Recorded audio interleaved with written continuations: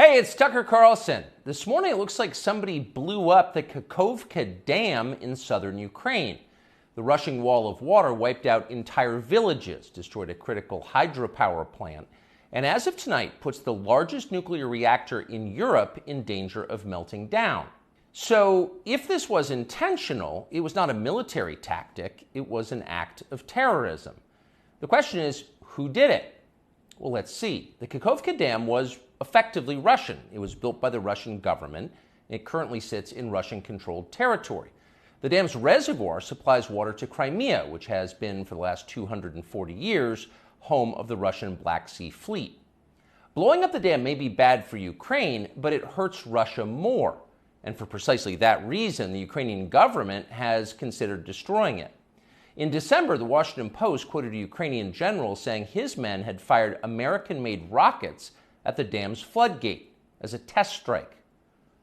So really, once the facts start coming in, it becomes much less of a mystery what might have happened to the dam. Any fair person would conclude that the Ukrainians probably blew it up, just as you would assume they blew up Nord Stream, the Russian natural gas pipeline, last fall. And in fact, the Ukrainians did do that, as we now know.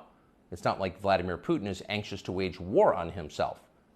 Oh, but that's where you're wrong, Mr. and Mrs. Cable News consumer. Vladimir Putin is exactly that sort of man, the sort of man who'd shoot himself to death in order to annoy you. We know this from the American media, which wasted no time this morning in accusing the Russians of sabotaging their own infrastructure.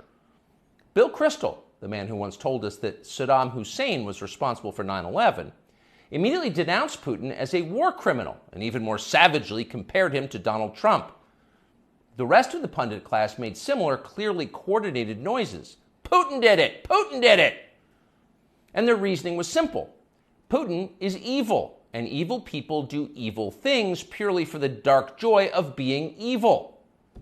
In this specific case, Putin attacked himself, which is the most evil thing you can do, and therefore perfectly in character for a man that evil. That was their explanation. No one who's paid to cover these things seemed to entertain even the possibility it could have been the Ukrainians who did it. No chance of that. Ukraine, as you may have heard, is led by a man called Zelensky. And we can say for a dead certain fact that he was not involved. He couldn't have been. Zelensky is too decent for terrorism. Now, you see him on television, and it's true you might form a different impression. Sweaty and rat-like, a comedian turned oligarch, a persecutor of Christians, a friend of BlackRock. But don't believe your own eyes. Actually, Mr. Zelensky is a very good man. The best, really. As George W. Bush once noted, he is our generation's Winston Churchill. Of all the people in the world, our shifty, dead-eyed Ukrainian friend in the tracksuit is uniquely incapable of blowing up a dam. He's literally a living saint, a man in whom there is no sin. That's why Lindsey Graham is so attracted to him. They're just two good people, hanging out together and being good. And like all good people, when they meet in person, they spend a lot of time talking about killing people and laughing like friends do. Here's the pair last week. Free or die. Free or die. Now you are free. Yes. And we will be. And the Russians are dying. It's the best money we've ever spent. Thank you so much. No, it's... The Russians are dying. It's the best money we've ever spent, Graham says. A smile spreads across his thin, quivering lips as he forms the words. He looks like a starving man contemplating a breakfast buffet. The aroma of death has aroused Lindsey Graham. Thanks so much, replies Zelensky. He feels the same way. See, there's nothing dark here. Just two middle-aged guys celebrating the killing of a population. They don't seem like the kind of people who'd enjoy flooding villages or starting a famine. And in any case, who cares if they are? It's really not your business. Your job is to support Ukraine. Watch Nikki Haley, a Republican candidate for president, explain this principle on CNN. A win for Ukraine is a win for all of us. And for them to sit there and say that this is a territorial dispute, that's just not the case. To say that we should stay neutral, it is in the best interest of America. It's in the best interest of our national security for Ukraine to win. We have to see this through. We have to finish it. See? It's very easy to understand. It is vitally important for you to support Ukraine because it's necessary for Ukraine to be supported by you. Your support is mandatory until it's finished, whatever it is, and whatever that means. So shut up and support Ukraine, or else you're in trouble. Back when they still taught logic, statements like this were known as tautologies. Something is true because it is. The more you repeat it, the truer it becomes. It's a self-reinforcing reality. There was a time when tautologies were considered illegitimate arguments, not to mention hilariously stupid. Only dumb people talk like that. Now everybody in power talks like that. Diversity is our strength. Trans women are women. Zelensky is Churchill. It's all self-evidently true. Doesn't need an explanation, and don't ask questions. Sound familiar? Of course it does. That's the pap they're serving us day after day in steaming, lumpy portions. By this point, it's possible that American citizens are the least informed people in the world. Your average yak herder in Tajikistan knows who blew up the Nord Stream pipeline. It's obvious. Does he think some skinny dude in a dress is actually a girl? Come on. That idea would never occur to him. You've got to be lied to at full volume over a period of years in order to reach conclusions like that. And of course, we have been. The media lie. They do. But mostly they just ignore the stories that matter.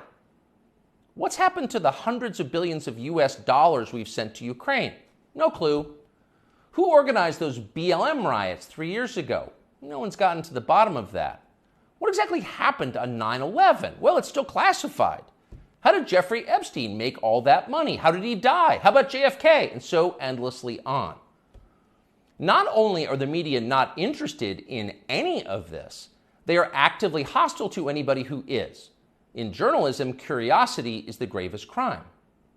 Yesterday, for example, a former Air Force officer who worked for years in military intelligence came forward as a whistleblower to reveal that the U.S. government has physical evidence of crashed non-human-made aircraft, as well as the bodies of the pilots who flew those aircraft.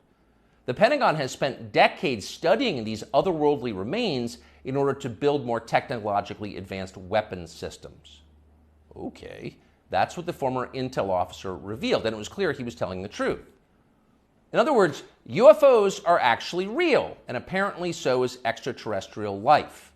Now we know. In a normal country, this news would qualify as a bombshell, the story of the millennium. But in our country, it doesn't. The whistleblower's account ran on a technology website called The Debrief, which you've probably never heard of. The Washington Post had that story, but decided not to run it. The New York Times, meanwhile, just pretended it never happened. On the front page of the New York Times website this morning, there were 5 stories about Ukraine, as well as 4 stories apiece about Donald Trump, trans people, and climate change, the usual lineup. There was nothing at all about how an alien species is flying hypersonic aircraft over our cities. Not one word. So if you're wondering why our country seems so dysfunctional, this is a big part of the reason. Nobody knows what's happening. A small group of people control access to all relevant information, and the rest of us don't know. We're allowed to yap all we want about racism, but go ahead and talk about something that really matters and see what happens. If you keep it up, they'll make you be quiet. Trust us. That's how they maintain control. When Western tourists first started traveling in large numbers to the Soviet Union in the early 1970s, they found that many Russians had a completely warped understanding of the United States. They thought that Americans lived in grinding poverty, in a state of perpetual race war, and were desperate to flee to the freedom and prosperity of the Eastern Bloc. They thought this because that's what they had been told. They had no way to know otherwise. The few Russians who understood what was really going on in the rest of the world had learned about it from listening to shortwave radio broadcasts, sometimes under the covers so the neighbors wouldn't hear. 50 years later, it is bewildering to consider the ironies here. We're the ones who live in ignorance now. The US government has managed to classify more than 1 billion so-called public documents. So at this point, we can't possibly know what our leaders are doing. We're not allowed to know. By definition, that is not a democracy. Yet it's fine with the media. Secrecy is a powerful tool of control. Stop asking how we got so rich. Here's another story about racism. Go eat each other. That's the program. That's how most of us now live here in the United States. Manipulated by lies, silenced by taboos. It is unhealthy and it's dehumanizing, and we're tired of it. As of today, we've come to Twitter, which we hope will be the shortwave radio under the blankets. We're told there are no gatekeepers here. If that turns out to be false, we'll leave. But in the meantime, we are grateful to be here. We'll be back with much more very soon. People say the news is full of lies.